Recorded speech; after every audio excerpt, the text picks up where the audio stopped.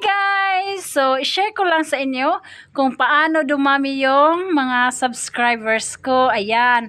So, legit po yung hindi po yun hindi po watch to watch o sub to sub yung ginawa ko. Ang ginawa ko lang, simple lang nag-upload lang ako ng short video sa YouTube ko tulad dito.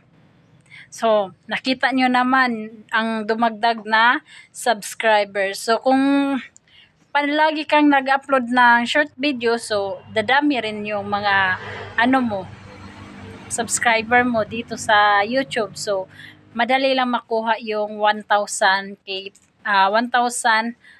subscriber dito sa YouTube. So nautalota kasi yung Facebook at saka YouTube, nalito ako. Ayun lang po guys, share ko lang. So ang gawin nyo lang is mag-upload palagi ng short video or video at para makakuha ka ng maraming subscriber at saka mag-live ka din. Ayan.